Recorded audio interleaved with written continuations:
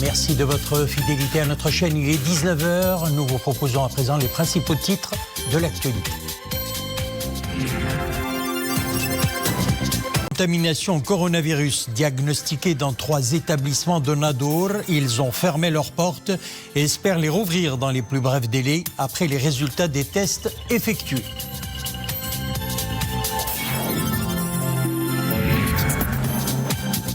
Un drame qui a bouleversé et indigné de nombreux Marocains, le viol et ensuite l'assassinat de Adnan, cet enfant de Tanger.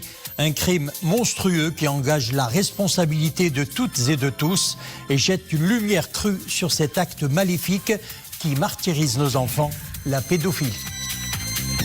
L'accompagnement des PME, des start-up en temps de crise, tout un programme qui bénéficie à 1000 entreprises, une formation axée sur le marketing digital, un tremplin pour une notoriété garantie à l'ère du tout numérique. La situation épidémiologique pour entamer cette édition, 2361 rémissions depuis hier, 18h. 2397 nouvelles contaminations au virus ont été diagnostiquées. Les autres indicateurs tendent toujours vers le rouge, avec 29 nouveaux décès, 17 581 cas actifs, 281 cas sévères ou critiques, dont 47 intubés. Et puis, 3 établissements scolaires ferment leurs portes à Nador après avoir détecté des cas positifs au Covid-19. Une vaste opération de dépistage a été effectuée. Les cours sont assurés à distance en attendant la réouverture des établissements dans lesquels les parents d'élèves ont majoritairement opté pour le modèle pédagogique présentiel. Le reportage ici est Rachid Latabi sur le commentaire d'Imaneblo. C'est l'un des lycées qui ont enregistré des cas positifs, le collège-lycée Mohamed Zarqtouni. Ici, une élève est testée positive. L'alerte est aussitôt lancée pour la suspension des cours en présentiel. Des tests de dépistage ont été vite effectués et de toute évidence, ils ont concerné toutes les personnes contacts.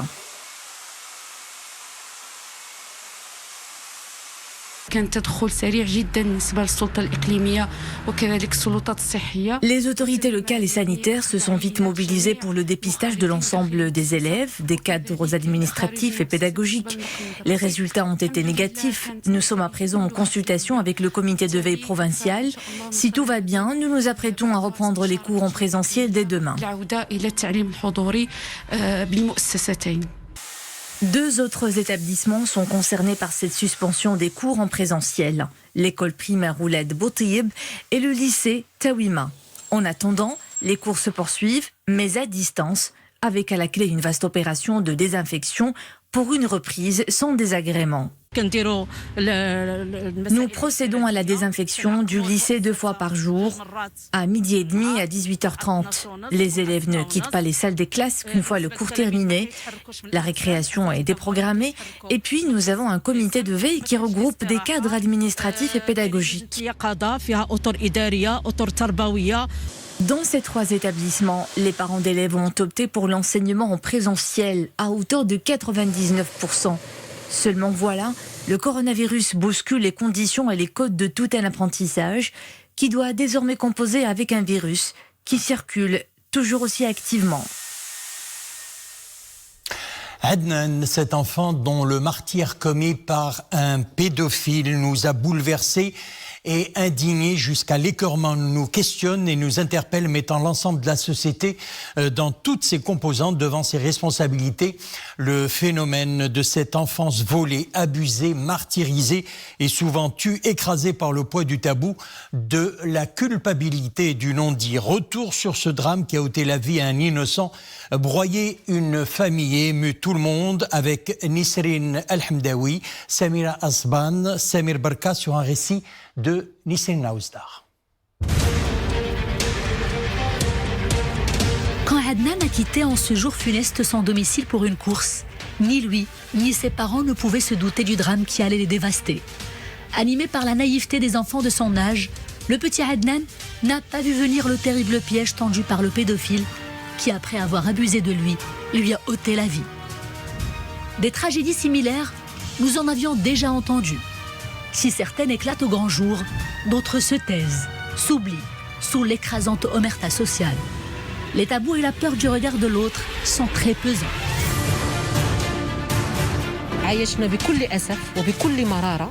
Cette affaire a suscité une vague de tristesse et d'indignation à travers le pays, car nous avons perdu un des nôtres. Et ce qui est encore plus écœurant, c'est qu'il ne s'agit pas d'une affaire isolée. Nous avons des dizaines de Adnan dans notre société, si je peux me permettre l'expression.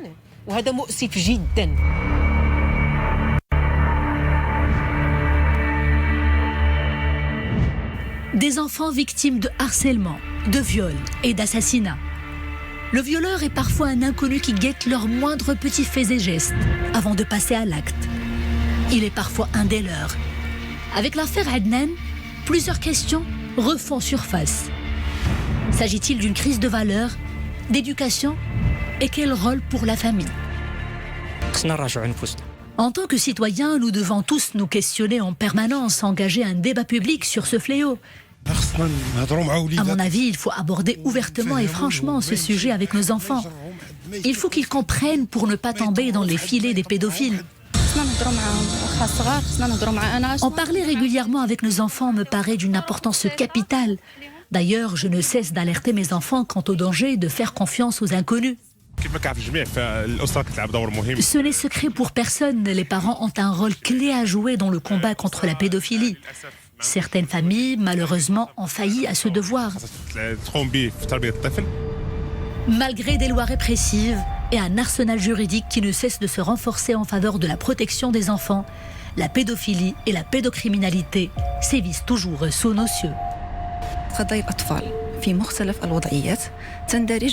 La protection des enfants occupe une place de choix dans les priorités stratégiques de la présidence du parquet général. Cela se traduit par plusieurs mesures concrètes. Nous ne ménageons aucun effort pour aller jusqu'au bout dans les enquêtes, les investigations et toutes les poursuites engagées à l'égard des auteurs d'actes criminels contre les enfants, quelle que soit la nature du crime.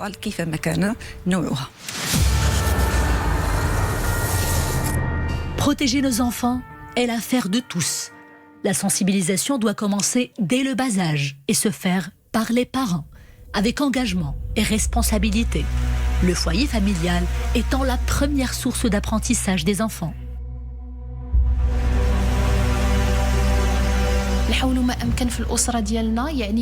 Il ne faut pas que les parents éprouvent de la honte à évoquer ce sujet avec leur progéniture, car le sentiment de confiance se construit et se nourrit au sein de la petite famille. Un enfant averti et confiant court moins de risques d'être un jour la proie facile pour les prédateurs sexuels.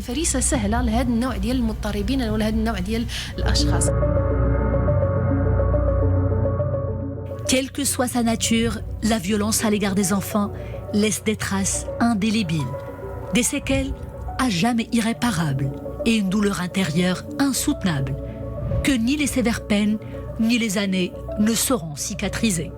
Sensibilisons nos enfants, surveillant bien leur entourage, soyons ces lanceurs d'alerte activement engagés dans le combat pour briser le silence et lever le voile sur l'innommable. Chercheuse en sciences agricoles, elle milite très activement pour la sauvegarde des cultures traditionnelles. La Marocaine Ismahen Louafi vient d'être nommée au nouveau poste de scientifique en chef auprès de l'Organisation des Nations Unies pour l'alimentation et l'agriculture. Le parcours de Madame Louafi et sa connaissance approfondie de la région seront un atout pour relever les défis auxquels sont confrontés les pays du Proche-Orient et d'Afrique du Nord, souligne la FAO. Prendre le train du digital est une nécessité avérée en temps de crise sanitaire. Les TPME, les startups ont plus que jamais besoin d'asseoir leur notoriété sur le web pour faire la promotion de leurs produits ou services. Pour les accompagner dans cette transformation, un programme d'accompagnement est lancé par la Fédération marocaine des technologies de l'information, des télécommunications et de l'offshoring avec un incubateur de start-up à Casablanca. Un programme tourné vers une compétence vitale, le marketing digital. Leïla Asni, Mustafa Ouda, Iman Ablo. C'était une option, c'est désormais une nécessité. L'apprentissage des techniques du marketing digital est l'objet de cette formation au profit de moyennes et petites entreprises, mais aussi de start-up qui ont du mal à redémarrer leur activité depuis le déclenchement de la crise sanitaire. Pour gagner en visibilité, promouvoir un produit ou un service, une vitrine sur le web garantit une véritable compétitivité. Notre objectif est de prêter main forte aux entreprises, les aider à avoir de la notoriété sur les médias sociaux avec la garantie d'une bonne présence auprès des clients et prospects et ainsi pouvoir faire la promotion des prestations des entreprises. Pour cela, il faut absolument maîtriser les techniques du marketing digital et du branding. Au programme, des séances d'apprentissage interactif en ligne. Une interactivité sur 3 plateformes électroniques, les plus utilisées par les internautes, les plus sollicitées par les potentiels clients aussi. Un processus encadré par des spécialistes à l'expérience prouvée et reconnue. الدور ديالي هو نوجد البرنامج ديال اللي تكون في لا فورماسيون ديال 8 سوايع. Mon rôle est de préparer un programme de formation de 8 heures décliné en 3 sessions pour permettre aux entreprises bénéficiaires de maîtriser certaines compétences comme la création de leur page sur les plateformes digitales, la mise en contact avec la clientèle, la promotion des produits et services ou toute autre prestation. Vous l'aurez compris, l'insertion dans le marketing digital est une opportunité pour les TPE et autres startups pour réinventer leur activité. Le web est un véritable potentiel de développement et de positionnement sur le marché. Dans un monde super connecté, les entrepreneurs n'ont plus le choix, se digitaliser ou disparaître. Les villes de Laayoune, Ben Guerir et Chefchaouen déclarées villes apprenantes par l'Organisation des Nations Unies pour l'éducation, la science et la culture. Elles font partie désormais du réseau mondial UNESCO des villes apprenantes. L'intégration de ce réseau permettra à ces villes marocaines de partager avec les autres villes leur expérience en matière d'éducation et de formation et de recherche. Ce réseau des villes apprenantes a été créé conformément à la déclaration de Pékin adoptée par la Conférence mondiale sur les villes apprenantes tenue dans la capitale chinoise du 21 au 23 octobre 2013. La terre a tremblé dans la province de l'Areich d'une magnitude de 2,9 degrés sur l'échelle de Richter. L'épicentre est situé dans la commune de Rissana Janoubia. Elle s'est produite à 22h03 32 secondes, indique l'Institut national de géophysique. On parle agriculture à présent. Les cultures d'automne, les estimations annoncent des perspectives prometteuses. Un programme d'assolement sur une superficie de plus de 5 millions d'hectares des principales cultures au titre de la campagne agricole 2020-2021 a été mis en place par le ministère de tutelle. Le programme concerne les semences céréalières, les céréales, les légumineuses alimentaires, les cultures fourragères, les cultures sucrières et maraîchères. L'arrivée des dernières pluies est une lueur d'espoir d'ailleurs pour bien entamer la nouvelle saison agricole. Exemple, la Chefchaouen où la culture maraîchère occupe une place de choix. Mounia Marouche. C'est avec beaucoup d'entrain que ces agriculteurs commencent le travail et le traitement phytosanitaire de leurs champs de légumes. Une période cruciale pour espérer un bon rendement. Si ces paysans ont pu diversifier leur production, c'est grâce au système d'irrigation goutte à goutte. Nous cultivons des pommes de terre, des carottes, des navets, du persil. La terre est fertile car elle est bien irriguée.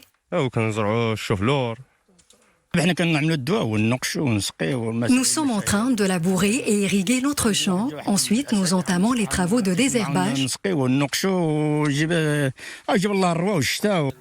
Et pour assurer un bon démarrage de la saison agricole 2020-2021, le ministère de tutelle accompagne les agriculteurs en leur fournissant les semences et les engrais nécessaires pour améliorer leur rendement. Nous avons pris toutes les mesures nécessaires pour approvisionner les agriculteurs en fertilisants et en semences. Ensuite, ils ont bénéficié d'une formation sur les meilleures pratiques agricoles, notamment l'utilisation des engrais d'une manière rationnelle. Il ne reste que le retour des pluies pour que l'année agricole s'annonce sous de bons auspices dans la province de Chefchaouen, une province où les cultures d'automne s'étendent sur 1000 hectares. Voilà, c'est la fin de notre édition. Merci de nous avoir suivis. L'info revient sur El Oula à 21h. Une excellente soirée. On se retrouve demain.